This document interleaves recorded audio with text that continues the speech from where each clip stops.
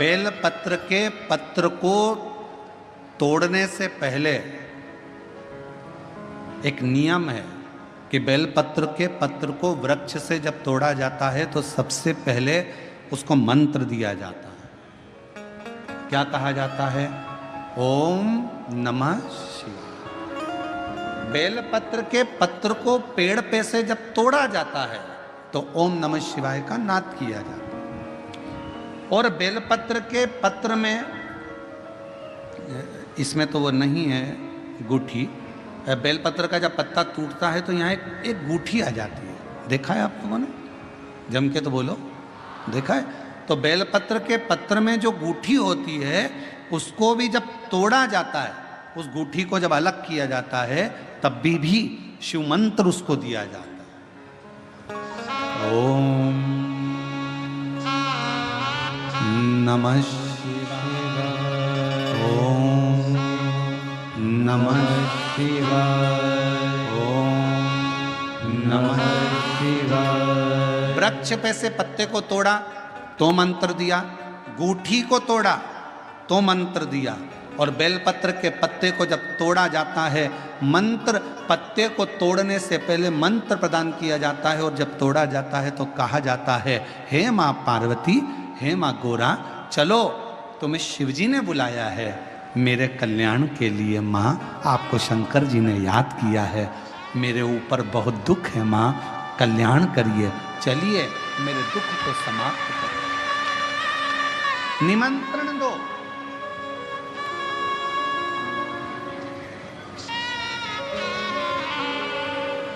पहले नंबर पर क्या देना है बेलपत्र के पत्र को तोड़ने से पहले? जम के बोलो, मंत्र। दूसरे नंबर पर क्या देना है बेलपत्र के पत्र को चलने का? जम के बोलो, निमंत्रण। माँ पार्वती जी से कहो, हे माँ गोरा, हे माँ पार्वती, हे माँ चलिए, आपको शिव जी ने याद किया है। माँ, हे माँ पार्वती, हे माँ गोरा, मेरे कल्याण के लिए, मेरे दुख को दूर करने के लिए, मेरी तकलीफ़ों को हरने के लिए, हे माँ गोरा, मेरे कष्ट को समाप्त करने के लिए, माँ गोरा, मेरा भंडार भरने के लिए आपको शिव जी ने याद किया है, निमंत्रण दो।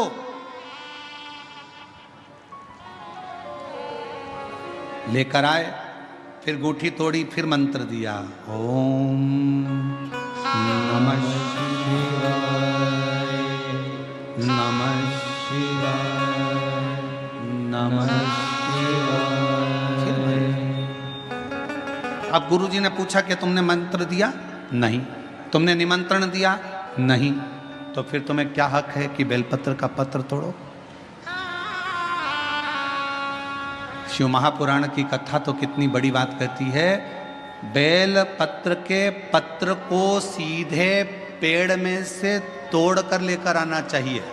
बेलपत्र की डंडी, कई माताओं की, कई भाइयों की आदत होती है, बड़ी सी डंडी होती है, उसको वहाँ से काट लिया, तोड़ लिया, पूरी की पूरी डंडी तोड़ कर लिया है, फिर घर पर आकर उसमें से पत्तियाँ तोड़ ली, जो डंडी थी उसको पटक दिया। ना ना ना, ये गलत है, ये गलत है। वृक्ष से पत्तों को निमंत्रण देकर फिर तोड़ा जाता है, और फिर लेकर आकर दूठी तोड़ते समय भी शिव मंत्र को दिया जाता है। कुछ नियम है बेलपत्र के भी, उसको धारण करना चाहिए। कुछ जैसे डॉक्टर की गोली खाने के भी नियम होते हैं। डॉक्टर साहब लिखते हैं कि सुबह ये गोली लेना, शाम को ये लेना, ये भोजन के पहले लेना, ये भोजन के बाद लेना, और सुनो इसको गर्म दूध से ले लेना, इसको पानी से ले लेना। अब मालूम पड़े तुमने सोचा कि मैं एक काम करती हूँ, कहाँ मेरा टाइम बर्बाद करूँगी, सुबह लो, शाम को लो, दोपहर में लो, तो तुमने सारी गोली एक साथ खा गई। और फिर डॉक्टर के पास गई, डॉक्टर साहब मेरे को तो आराम ही नहीं लग रहा, मैंने 3 बार 15 दिन से गोली खा रही हूँ, 10 दिन से गोली खा रही हूँ। डॉक्टर साहब ने पूछा गोली खा रही हो तो क्या तुमने नियम धारण करा? हाँ, क्या क्या नियम धारण करा? सुबह की गोली सुबह खाई, भूखे पेट की भूखे पेट खाई, भोजन के बाद की भोजन के बाद खाई? नहीं नहीं नहीं, मेरे पास समय नहीं रहता, इसलिए सारी की सारी एक साथ खा गई। डॉक्टर ने कहा इसीलिए तो दवाई असर नहीं कर रही है, दवाई खाने का भी तरीका होता है। आवाज़ सेट नहीं है भाई, दवाई खाने का भी तरीका होता है। दवाई को खाने का भी एक तरीका है। उस दवाई को खाओगे, आनंद पाओगे, स्वस्थ हो जाओगे, रोग मुक्त हो जाएगा। तो दवाई के खाने का भी तरीका है। उसी तरह गुरु कह रहे हैं, संत ने कहा कि तुमने गलती करी, तुमने गलती। पहले मंत्र दो, फिर से बोलो, पहले मंत्र, फिर निमंत्रण, फिर दूठी तोड़ते समय फिर मंत्र, फिर ओम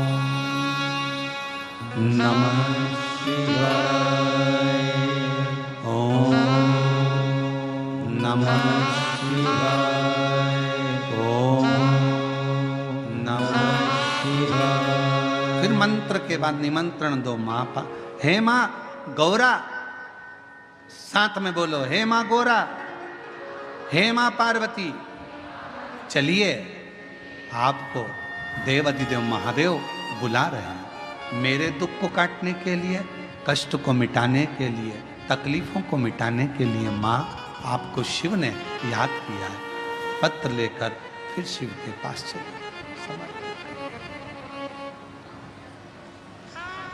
लाखों के दुखड़े जो तू हर गया डमरू वाले, मेरे दुखड़ों को देख कर क्यों डर गया डमरू वाले। चलो माँ,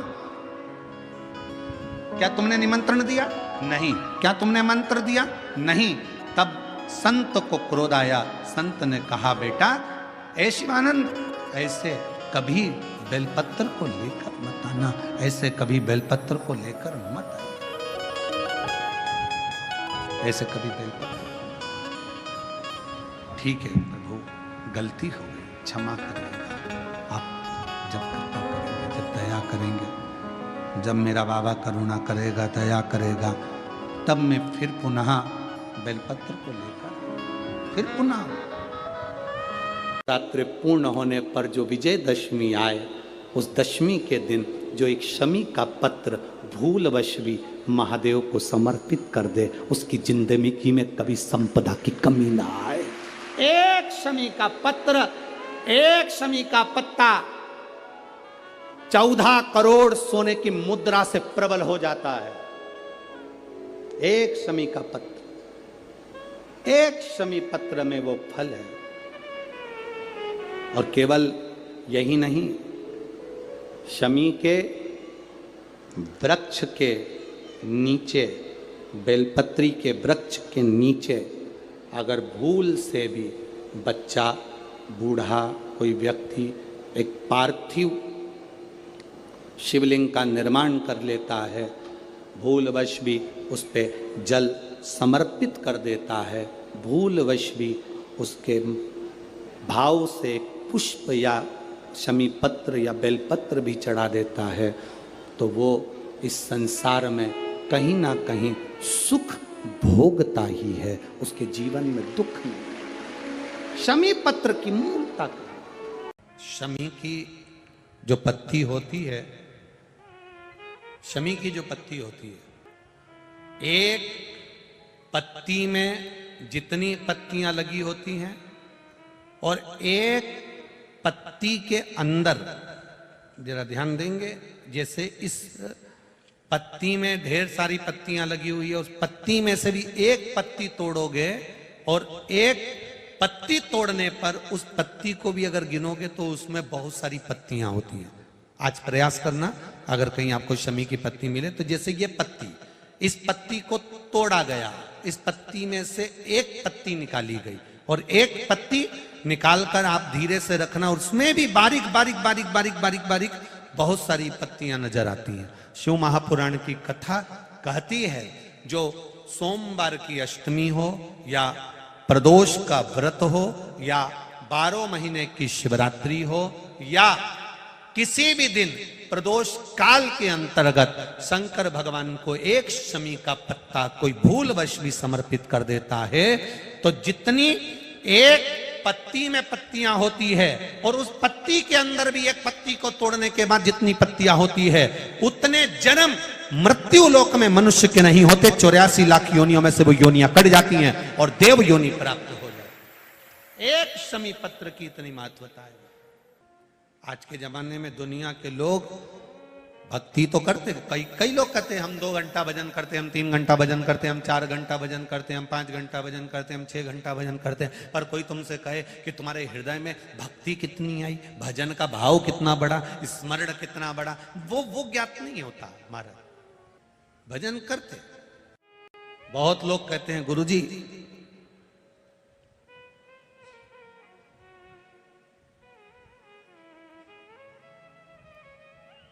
दो पौधे, एक शमी का एक बेलपत्र का, भूल से भी बेलपत्री के पौधे के नीचे से, बेलपत्री के वृक्ष के नीचे से अगर भूल से भी, तुम्हें नहीं मालूम कि यह बेलपत्री का पेड़ है, तुम्हें नहीं मालूम कि बेलपत्री का पौधा है, तुम्हें नहीं मालूम कि बेलपत्री का वृक्ष है, भूल से भी चलते चलते भी तुम्हारी ट्रैक्टर, तुम्हारी ट्राली, तुम्हारी गाड़ी, तुम्हारा बक्खर, तुम्हारा बेल, तुम बेलपत्री के पेड़ की छांव में से भी अगर निकल कर चले जाते हो तो दिन भर में अगर 100 पाप भी हो जाते हैं तो पल भर में धुल जाते हैं। एक बेलपत्री के वृक्ष के नीचे से, एक बेलपत्री के वृक्ष की छांव से, एक बेलपत्री के वृक्ष की मात्र टहनी की छैया से हमारे कोटि कोटि पाप समाप्त हो जाते हैं। आप सबसे इस कोटेश्वर धाम की पावन धरा से एक निवेदन करना चाहूंगा, पूरे आस्था चैनल के श्रोताओं से, फेसबुक यूट्यूब के श्रोताओं से, और जितने लोग यहाँ कथा सुन रहे हैं, बारिश का समय आए तो एक बेलपत्री का पेड़ बड़ा कर कर उसको कहीं रोड के किनारे अवश्य लगाओ। कोई निकल कर जाएगा, उस पे छांव पड़ गई तो उसका कल्याण हो जाएगा। वृक्षारोपण में बेलपत्री का वृक्ष अवश्य लगाइए। 2 वृक्ष की छांव और 2 वृक्ष का दर्शन हमारे जीवन को सुख दे जाता है। एक बेलपत्री, दूसरा शमी का पौधा। शमी का वृक्ष तुम्हारे घर में बड़ा मत लगाओ, पर शमी का पौधा जब तक तुम्हारे इस हाथ की आकृति का रहे, उसमें से तुम पत्ती तोड़ो मत तोड़ो, उसमें से कुछ तोड़कर तुम शिव जी को चढ़ाओ मत चढ़ाओ। भले तुम बाहर जाकर टूटा हुआ लेकर आ जाओ, पर घर के बाहर, घर के कमरे में नहीं, हॉल में नहीं, घर के अंदर नहीं, तुम्हारा घर चारों तरफ से हो जाता है, 4 कमरे, हॉल, किचन, लेटरिन, बाथरूम सब पूर्ण कंप्लीट हो जाए, उसके बाद जो तुम्हारे जगह बचे, घर से जब तुम बाहर निकलो तो बाहर की ओर जाते समय, अगर तुम्हारे निकलते समय तुम्हारा सीधे हाथ की ओर अगर शमी का छोटा सा पौधा लगा है तो ये निश्चित है कि तुम जिंदगी में कभी किसी अदालती कोर्ट केस में, कभी प्रशासनिक आदि केस में, कभी किसी गलत जगह पर जिंदगी में नहीं फंस सकते, आप उससे बाहर ही निकल जाए। एक शमी का छोटा सा पौधा भी, उसका स्पर्श, उसका दर्शन, उसमें चढ़ाया गया 1 लोटा जल। शमी 3 देवताओं को सबसे ज्यादा प्रिय है। पहला देवाधिदेव महादेव, दूसरा शनि महाराज, तीसरा श्री गणेश जी महाराज। श्री गणेश जी महाराज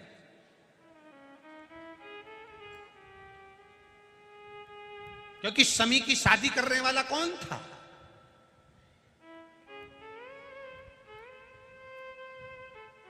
कौन इनको विवाह करे? अभी आगे आप कथा में सुनेंगे, शमी और मंदार की कथा जब आएगी, शमी और आकड़े के फूल की, सफेद फूल, नीला फूल, गुलाबी फूल आंकड़े का जो होता है, मंदार का होता है, उसका वर्णन जब आएगा आप उसमें श्रवण करेंगे। एक शमी का पौधा, तुम घर से बाहर निकल रहे, हाँ ये जरूर है कि जो फ्लैट में रहने वाले हैं वो इस पौधे को नहीं लगा पाएंगे,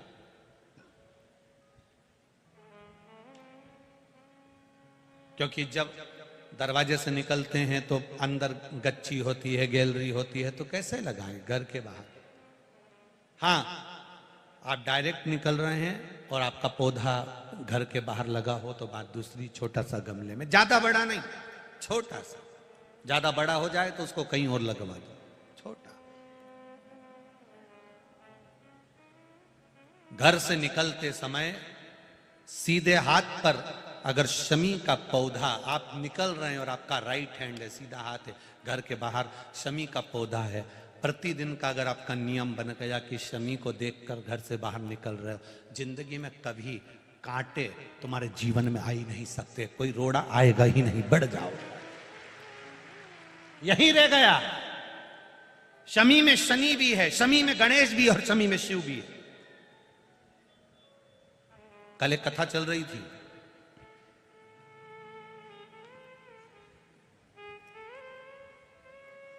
उस कथा में कौस ब्राह्मण राजा रघु के पास जाकर कितनी स्वर्ण मुद्रा मांगे थे? बोलो बोलो जम के, 14 करोड़। और उनके गुरु वर्तंतु ऋषि ने मांगी थी कि मैंने तुझे पढ़ाया है तो मुझे 14 करोड़ जो तूने विद्या अध्ययन करी है उसकी शिक्षा हेतु 14 करोड़ सोने की मुद्रा मुझे ला कर दे। और कौस ऋषि की आंख में जल था, राजा रघु के पास चले गए थे। वो रघु जिनका आज तक नियम लिया जाता है कि रघुकुल रीत सदा चली आई, प्राण जाए पर वचन। कौस आए, कौस ब्राह्मण ने आंख में जल भरा था। राजा रघु ने देखा, शिव जी की पूजन करके उठे थे राजा रघु, और उन्होंने देखा कि एक ब्राह्मण दरवाजे पर खड़ा हुआ है, आंख में अश्रु है उसके, नैनों में जल भरा है उसके। पूछा, क्या बात है ब्राह्मण देवता, क्या हुआ?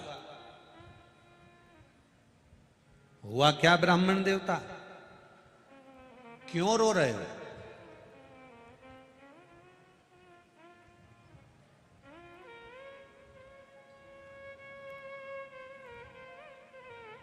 ब्राह्मण कौस के मुख से निकल गया, महाराज 14 करोड़ सोने की मुद्रा मुझे चाहिए, मेरे गुरुजी वर्तंतु ऋषि को मुझे देना है, क्योंकि उन्होंने मुझे पढ़ाया है, शिक्षा दी है।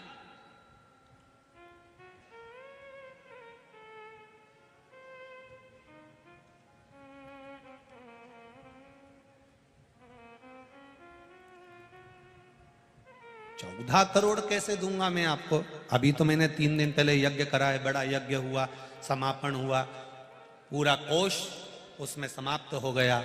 अब मेरे पास इतना नहीं बचा। 1,000 मांग लो, 5,000 मांग लो, 10,000 मांग लो, 20,000 सोने की मुद्रा दे देता हूं। 1 करोड़ भी अगर सोने की मुद्रा मांगते हो तो दे देता हूं, पर 14 करोड़ सोने की मुद्रा कैसे दूंगा? 14 करोड़ सोने की मुद्रा मेरे पास नहीं।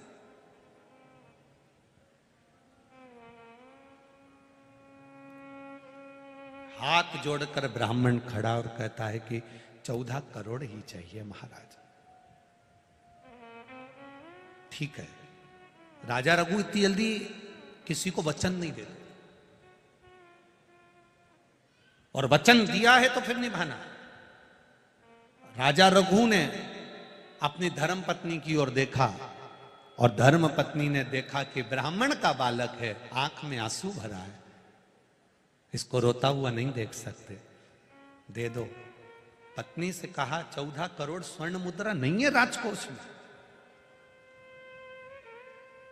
आपने देवाधिदेव महादेव की पूजन करी है ना? शंकर का जो भक्त होता है ना, वो अड़भंगा होता है, अड़भंगा।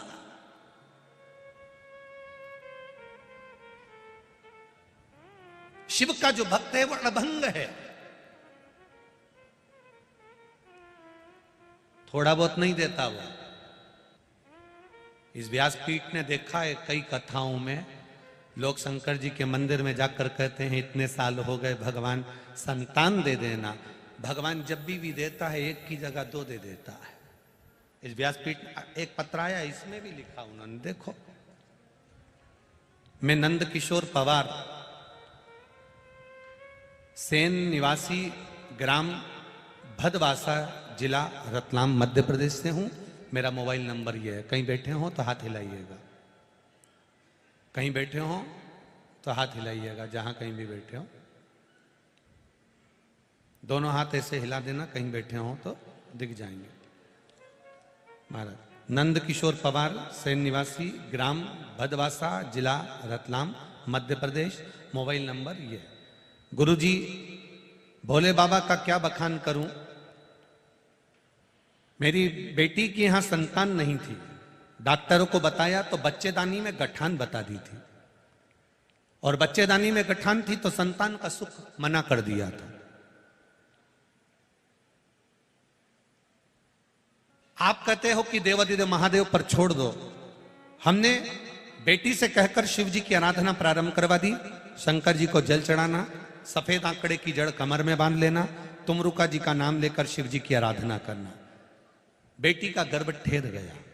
गुरुदेव, गांठ भी थी, गर्भ भी था। डॉक्टर को दिखाया, सोनोग्राफी कराई। डॉक्टर ने कहा हमने मना करा था कि संतान मत होने देना, इसको गठान है गर्भाशय में, बच्चेदानी में। अब बच्चेदानी में गठान भी थी और संतान भी ठहर गई। ये बाबा की कृपा थी। डॉक्टर ने मना करा था तो भी संतान उसके गर्भ में आ गई। गुरुदेव, 5 रिपोर्ट हुई, 5 में गठान दिखी। 6 रिपोर्ट हुई, 6 में गठान दिखी। और आखिरी में जब बच्चे का जन्म हुआ तो वो गठान नहीं थी, एक बच्चे के साथ दूसरे बच्चे ने जन्म ले लिया था। 2 बच्चों का फोटो मैं लगा रहा हूं। ये मेरे घर में मेरी बेटी के यहां जो संतान हुई उसके फोटो हैं। आप आस्था चैनल के माध्यम से देख सकते। इन्होंने एक लाइन लिखी है नीचे दूसरे पृष्ठ पर कि गुरुदेव, गठान कहां चली गई किसी को नहीं मालूम, पर बाबा की कृपा से मेरी बेटी की यहां संतान हो गई। यह शिव तत्व की प्राप्ति है। इसी को शंकर की उदार। शिव थोड़ा नहीं देता, शिव देता तो बहुत देता। धर्म पत्नी भी हो तो ऐसी हो जो पति को एक बल प्रदान करे, एक हिम्मत प्रदान करे। कई धर्म पत्नियां पति को बल नहीं देती, बल्कि उनका बल, तुमसे कुछ नहीं बन सकता, तुम ये कार्य नहीं कर सकते, तुम ये नहीं कर सकते, तुम वो नहीं कर सकते, उसको बल विहीन कर देते। धर्मपत्नी पति को बल प्रदान करे। पहले एक नियम चलता था राजघरानों में,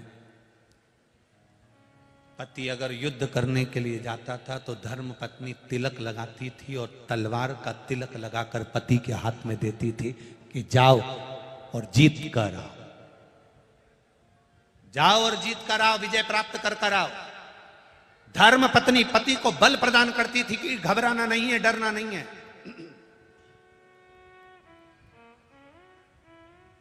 शिव भी यही कहते हैं, क्यों घबराना। विपदा की जब घड़ी आ जाए, विपदा का जब समय आ जाए, विपदा तुम्हारे सामने हो तो घबराना नहीं है। मेरे साथ हैं भोलेनाथ जी, किस बात की चिंता। क्यों चिंता कर, जो होगा देखा जाए।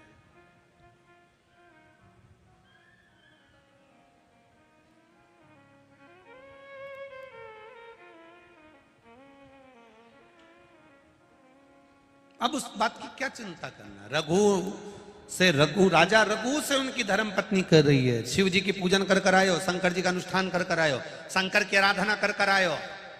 आपसे अगर कोई कहे तो तुम कह सकते हो शिव महापुराण की कथा सुनकर आयो। किस बात का डर, किस बात का घबराना। महादेव पर विश्वास है, टूट पड़ो।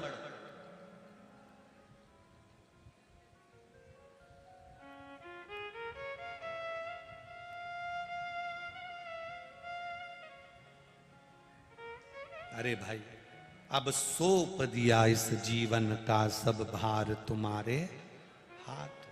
उसमें घबराना क्या है।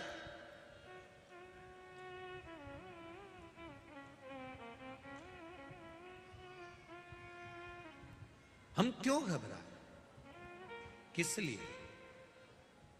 अब राजा रघु ने धर्म पत्नी का कहना माना और वचन दे दिया, ब्राह्मण देवता कल शाम के समय प्रदोष काल में आना, मैं आपको 14 करोड़ स्वर्ण की मुद्रा दे दूंगा। ब्राह्मण आंख के आंसू पहुंचा, प्रणाम किया, जय हो महाराज आपकी, धन्यवाद, 14 करोड़ सोने की मुद्रा आप दे रहे हैं, धन्यवाद, साधुवाद है आपको, बहुत बहुत साधुवाद है आपको। जय जयकार करता हुआ ब्राह्मण चले गया। चिंता में पड़ गए राजा रघु, 14 करोड़ सोने की मुद्रा कहां से लाऊंगा?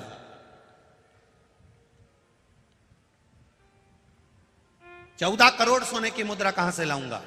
और इतनी मुद्रा किसी आसपास के राज्य में भी नहीं है कि किसी राजा से लेकर जाऊं, किसी प्रजा से लेकर जाऊं।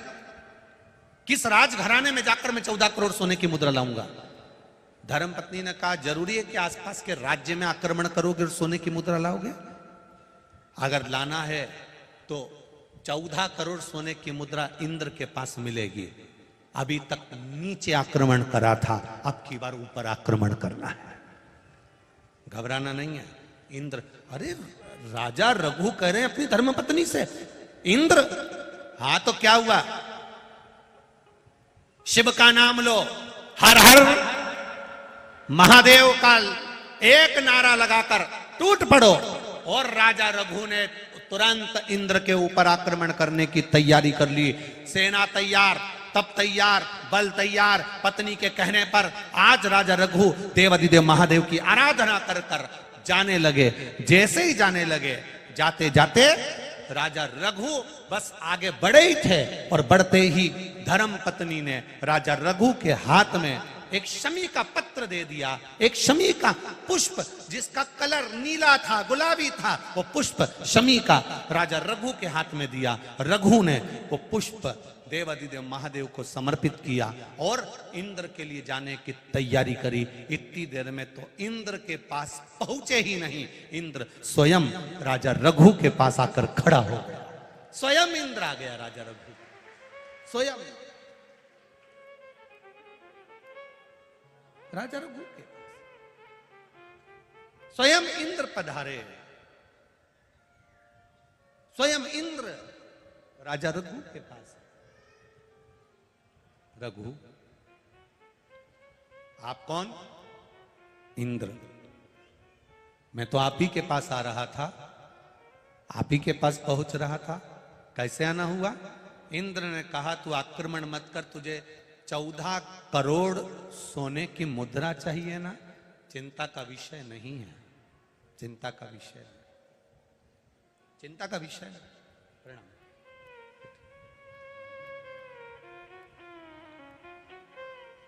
हमारे बीच संत पधारे, एक बार जोरदार ताली बजाकर स्वागत करिए। 14 करोड़ सोने की मुद्रा का विषय नहीं है, तो चिंता मत कर। तूने जब एक शमी का पुष्प देवाधिदेव महादेव को समर्पित करा है तो उसका बल इतना है कि 14 करोड़ सोने की मुद्रा तो इंद्र को देना ही पड़ती है। एक पुष्प यदि देवाधिदेव महादेव को शमी का भूल से भी चढ़ जाता है तो उसका जो लाभ है, उसका जो फल है, उसका जो आनंद है, उसका जो एक आशीर्वाद है, वो 14 करोड़ स्वर्ण मुद्रा के बराबर होता है। तो चिंता मत कर।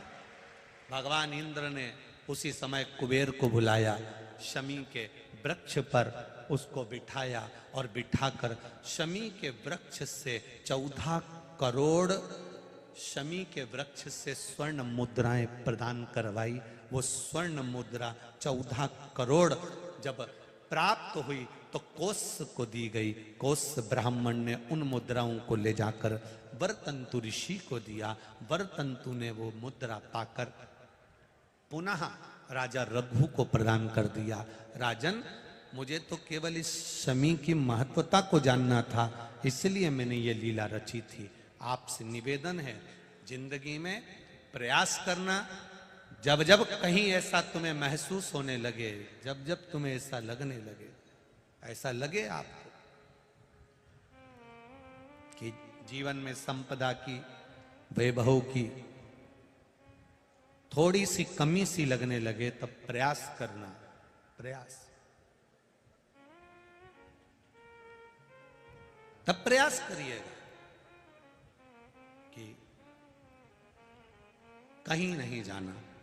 एक शमी का पुष्प आस्था चैनल पर आप लोग दर्शन कर रहे होंगे, नीले कलर का एक सुबेरे कोई पत्रकार बंधु भी हमको ला कर दिए हैं, शमी का पुष्प।